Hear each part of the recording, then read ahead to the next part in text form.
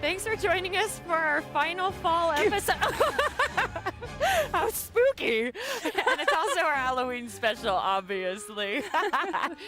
So today we are going to be talking to you about your fall checklist, what needs to happen before you put everything to bed, and how to prep for spring and take you through the winter. We're also going to go over doing a sprinkler blowout and some deep root fertilizing. And we'll be looking forward to Napoleon Dynamite joining us as well. So after this, we'll be back with some landscape tricks. Landscape and Garden Secrets, tips from the pros at Sterling is brought to you by Basilite Concrete Products, working with you to increase your home's livability for entertaining and relaxation. Idaho Patio, your premier source for outdoor living products and services. Idaho Patio, going above and beyond. Stack Rock Group, landscape architecture, landscape design, master planning. Silver Creek Supply, working with building professionals to enhance your life and community. Silverline Systems, concrete beautification and home organization. And by Sterling Landscape Design, Construction and Maintenance. Whether you want a full backyard makeover or a personal gardener to keep your flower beds, there is no project too large or too small. It's no wonder that our customers and design partners are singing our praises. Here, have a talk.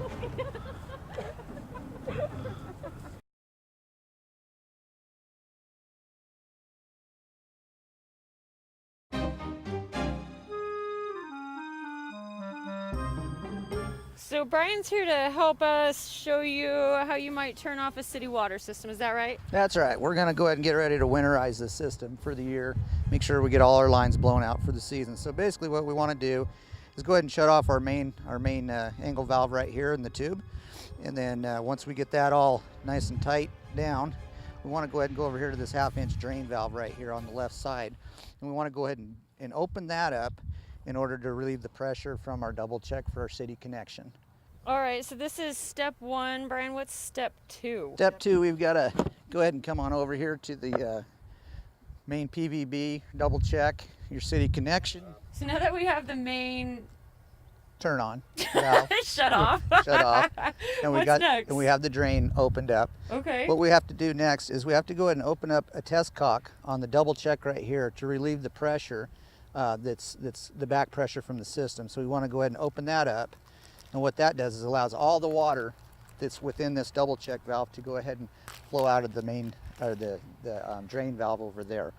If not, we have to open up this 1/2-inch plug in order to get our blowout hose onto it. If we don't relieve that pressure prior to this step, then we're going to pretty much have a nice old faithful right in our face. So we have to make sure that this is all opened and drained out through the drain valve out there. Okay. So the next step that we need to do is go ahead and we need to take off the blowout nipple right here. And now make sure that all the pressure is relieved, which it is at this step. And then we want to go ahead and put our tree on it and get ready for the blowout. Is this something that you put on for winter, or is it just a tool that you're using now? This is specifically for the blowouts for the winter time. This is where we hook into it with our air hose and our compressor.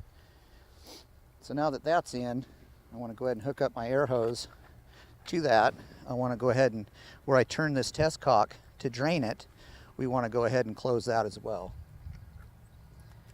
So once we close that, everything, all our ball valves are still open and everything, we can go ahead and fire up the compressor. Okay. So Brian, before we start to blow air back in this device, do we need to do anything to protect this device from air getting in and damaging any of the parts? We do, Dan. What we have to do is we have to go ahead and close this ball valve right here in order so that doesn't go back out and damage any of the internal parts on that. And what that's going to do is isolate that and allow our air to flow through our main line to our valves. Okay. How then do you get the water out of this device? If you've got this shut off, it's flowing out through the system, how do you drain the water from here? Well, it's got all the rest of these little test cocks right here. And what we want to do is go ahead and open those up to a 45. And that'll allow the water to drain back.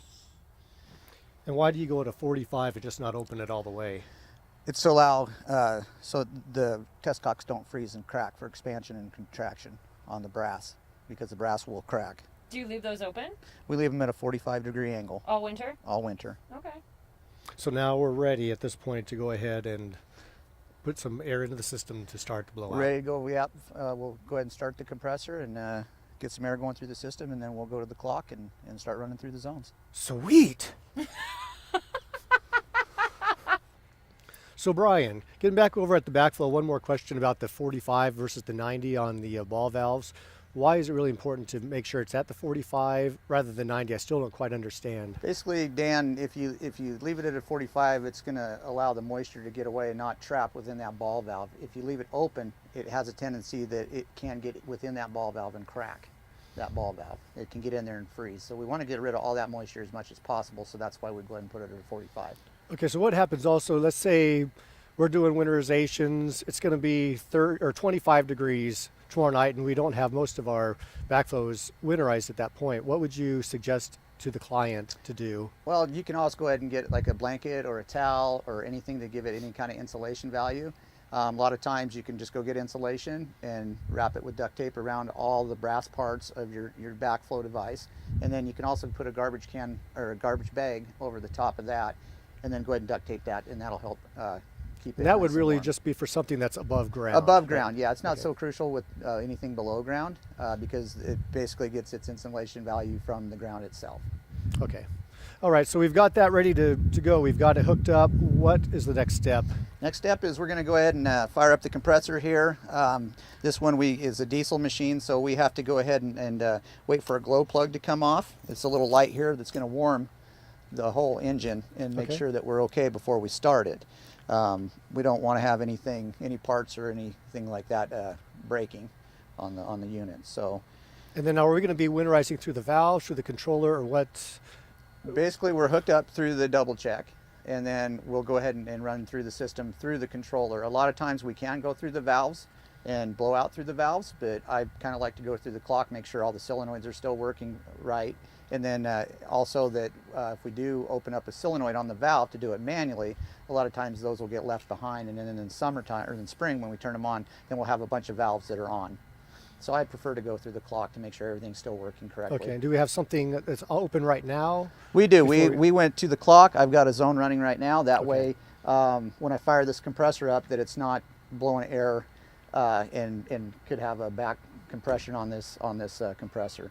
So I want to have a valve open, ready to go when I fire this up. So I have a quick question. When you're running through the systems, each zone, if you notice that you have a broken head or something like that, is now the time to make those repairs? Well, or do you wait a lot of until times spring? it depends on if it's a residential, if the client would like to have it replaced then, or if it's a commercial, we'll go ahead and write it down on paper, remember it for the springtime. Do it with startup? Yeah, it's usually during startup that we'll find anything like that. Okay. So I'll go ahead and fire up the compressor. Looks like it's ready to go. Okay, stand back. Get ready for it. It's better.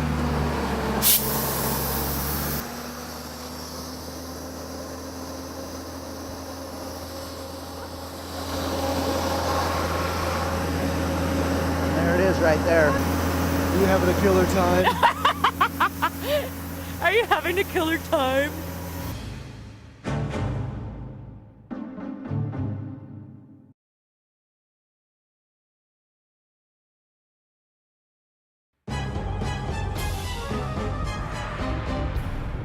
Okay, Brian, we're at a typical controller, which you're going to find at most residential, commercial properties. They're all really standard: run time, start time, station time. Just a little bit different, but they pretty much operate the same. So you had mentioned when you had the compressor turned on, you had a valve open before you did that. And again, explain why that's important to do that. Well, the reason why, Dan, is because you're going to be having too much pressure trying to run through your system, and it could actually damage your valves. It could break your manifold. It could damage any kind of main line, lateral lines, anything like that.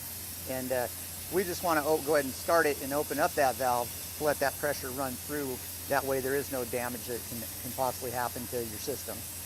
Okay, and typically if it's a real small system, there's more potential damage where there's, maybe 3 to 4 heads versus a larger property where you have 20 heads. Right, and yeah, that's the problem, is you could actually blow heads out of the ground with too much pressure hitting it all at one time. Okay. All right, so what would be the next step? Now that you have the one station open for this system here, what would you be doing next? Well, basically, I'd have to go ahead and advance it to the next station and just make sure all our heads are completely blown out. There's no water coming through any of the pop-ups or the rotors that we have. And I'll go ahead and then advance it to the next station. It's usually, it depends on how big it is. It could be 2 minutes, it could be 3 minutes, it could be 5 minutes. But we'll go ahead and just go ahead and advance it to the next station there. And then we'll turn it on. And that's going to go ahead and advance to the next station and blow that system out.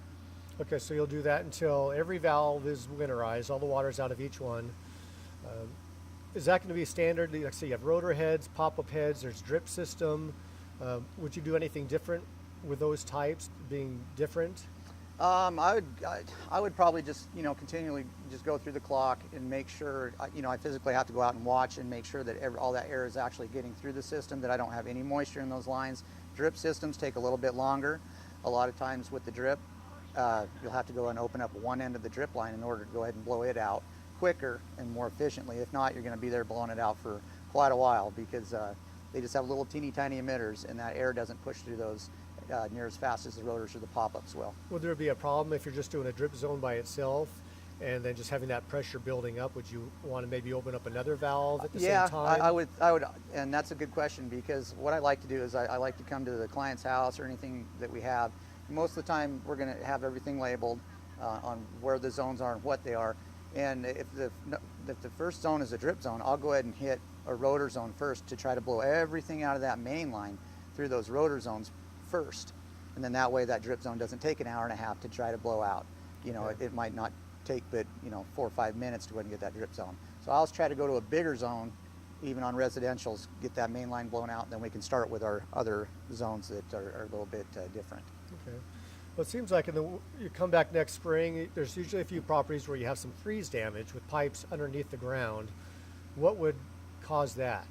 A lot of times, depending on if it's PVC or poly, a lot of times the PVC doesn't set level, it hasn't been properly blown out 100%, and all that moisture and even the winter snow, the melt off, can actually retract back in through the heads and go into that line. If we have a freeze and then a melt and a freeze and a melt, that has a tendency to do that as well. And that's called a spiral fracture, and then we have to go back in and rebuild the line. So it's really just a matter of making sure the water is blown out, do a thorough job.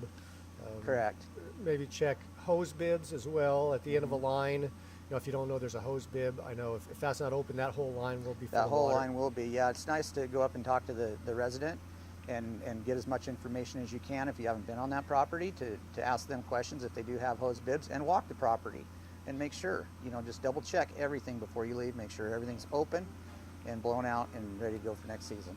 Okay, Brian, now that we have everything winterized through the system, what would you do to the controller for the winter? Well, basically at this point, Dan, now that we got everything blown out, all our zones are blown out, we're 100% sure that we got everything taken care of. We just want to come up to the clock, put it basically in the off position, and that's all you really need to do. You really don't have to unplug your clock from the wall. Basically what happens if you unplug your clock and you don't have a battery backup on your clock itself, it wipes out your whole program, and then next spring you have to try to figure out what kind of time to put on your zones and where your zones are at, especially if the clock isn't labeled. And then that's where we have to go through each individual valve and try to find out where it's at, put the proper amount of runtime on it, and then set it up that way, time, date, all that. You lose all that when you unplug your clock. Okay, so just one simple step is just set it to the off simple position. Step, that's all you need to do. So that's the basics of how to blow out a city system, which is much like your residential system. So that'll give you a little bit of clue and a little bit of guidance for winterizing your own system.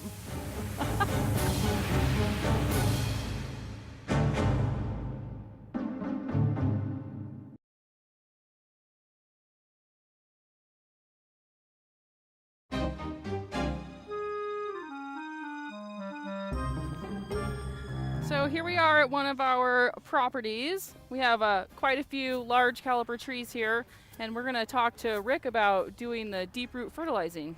So we're doing a deep root fertilizing in fall. Can you tell me the pros and cons? Why is it good to fertilize deep root in the fall versus spring? It's good to deep root in the fall because the plant in the spring will have the nutrients in the ground that it can uptake to reflush in the spring. So we're going to do a deep root fertilizing on this little pine over here, and I'm going to inject approximately a pint of the mix all around the drip line of the tree. And it's composed of a soluble fertilizer, some nitrogen, and a little bit of sulfur. Okay. The sulfur to acidify the soil. Yes. Yeah. Okay. Make it nice and green for spring. Right. So I've seen a lot around the valley with chlorotic leaves, and chlorotic leaves are when they turn yellow on the inside and then those veins stay green. That's an iron deficiency. They're not being able to take up enough iron to green up those leaves. Yes. Is now the time to get a head start on that? Yes, now's a good time to do that. Manganese is also an essential nutrient for greening up yellowed leaves, especially on silver maples. So I've got several customers on 2 programs where I'll do it in the spring and the fall, and after a couple of seasons, the leaves will start greening up again on these maples. Okay, so it's not instant gratification, No, it's but not. kind of a process. Correct. And if you continue with that regimen, you'll start to see Yes. no more chlorosis Yes, year after and it year. also works for birch trees. Okay. So Yeah. maples and birches very well, and I do, like I said, I add an iron component to the mix for these chlorotic trees that All right. I fertilize. Cool. Okay, so tell us a little bit about doing the fertilizer on, say, this pine versus a deciduous tree like the maple. Okay, on the pine, it will use the fertilizer through the winter because it's continuing to grow through the winter. It doesn't go dormant. However, the maple behind us will go dormant, drop its leaves, and the slow release nitrogen that's in the mix will take up next spring Okay. as so it doing- flushes out new growth. So doing a fall fertilizer isn't going to hurt these trees? No, not at all. Right, okay. It's very beneficial to actually all trees. And I do shrubs also, roses, any kind of woody Spooky. ornamentals. That's a That's thriller. very spooky. Ooh. So Rick, tell me, are there any downfalls or any cons as far as fall fertilization, deep root feeding? Or side effects. Well, about the only thing you're going to notice is, for instance, if I do this tree over here, and I go around the drip line in the turf, you're going to have green fertilizer rings, and the grass will grow higher, and it'll be circular all the way through the winter, and it's not going to leave until it greens back up in the spring. So you do have to live with that. Okay.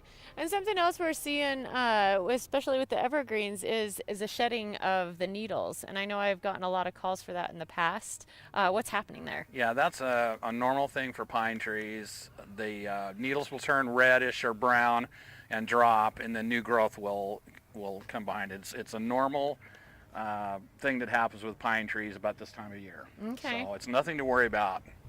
Awesome. So what about fertilizing with blood? I heard it's very high in nitrogen. I'm very healthy. Anyways, we'll be right back after this.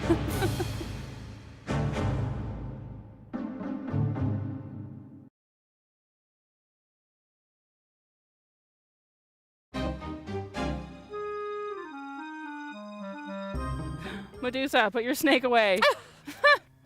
We're going to talk about your fall checklist. Just go over some things you need to have finished up before winter sets in.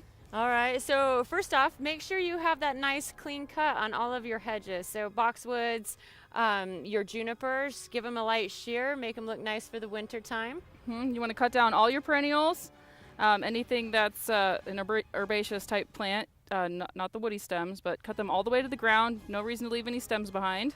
Yeah, I like to do that a little bit before the leaves fall. That way leaf cleanup is a breeze. Napoleon, can you get up here, Yeah. please? Well, Beaver, who I want to be, gosh. so what else for fall checklist? I don't know, that's kind of spaced out there. So after you rip your annuals out, plant your bulbs, cut back your perennials, do your leaf cleanup. You don't want those leaves sitting in your bed. Yeah, you don't want to encourage any mold growth, mildew growth in your beds. That's just going to bring disease next year, and we want to avoid that. Yep, it harbors insects and eggs. And don't forget that you need to be calling us during the off season in the very, very beginning before spring for dormant oil, right? That's right. and that'll take care of any of the overwintering insects, aphids, spider mites, scale even. So always a good preventative measure for the next season. Yeah, another thing you want to do is make sure you have your lawn fertilized before winter. October's a good month. What about the garden? Right, Dan? That's right. It's Napoleon. Oh, sorry, Napoleon. What about gardening? Rip out the veggies, harvest the veggies. We had a tidbit about tomatoes from a pal of mine in Hidden Springs. Yes, if you feel like you have a lot of tomatoes left on your plant and they're still green, of course it's going to start frosting. I hate putting a sheet over my tomatoes. It seems like a big pain. So you can cut them off, cut the whole vine off, hang them up in a well-lit room or in your garage and just let them ripen on the vine. Important thing is to keep them cool. Barbara mentioned to me that Mr. Stripey works absolutely awesome, and she has tomatoes all the way into December. So what about equipment? Sure, lawn equipment, your lawn mowers, any type of small handheld blowers, weed eaters. If you're using those for leaf cleanups, you want to make sure at the end of the year that you clean your equipment, and also maybe use a fuel stabilizer to put in the tanks so your the fuel won't be bad, come springtime. Okay. Good tip. Besides lawn equipment, what else? What other kind of tips do you have? Well, one other thing to keep in mind is that this year was a really busy year for us. So I would recommend, if you have a project for next year, such as an outdoor kitchen, water feature, it doesn't really matter, just give us a call so we can get you on the books for next spring, because I'm anticipating next year will be just as busy as this year. Yeah, give us a call. We'll help you do the planning phases in our slow season. You can get on the list for first thing this spring. Yes. And don't forget blood meal on everything. Happy Halloween! Landscape and Garden Secrets, tips from the pros at Sterling is brought to you by Baselite Concrete Products, working with you to increase your home's livability for entertaining and relaxation. Idaho Patio, your premier source for outdoor living products and services. Idaho Patio, going above and beyond. Stack Rock Group, landscape architecture, landscape design, master planning. Silver Creek Supply, working with building professionals to enhance your life and community. Silverline Systems, concrete beautification and home organization. And by Sterling Landscape Design, Construction and Maintenance. Whether you want a full backyard makeover or a personal gardener to keep your flower beds, there is no project too large or too small. It's no wonder that our customers and design partners are singing our praises. So you guys having a killer time? So that's the basics of how to blow out. What are we gonna? Okay, today What are we gonna do, Rick? This is Eva. What are we? Anyway. Mister, you done messing with your snake? Medusa, put your snake away. And welcome to our final episode. Oh my God! How incredibly spooky!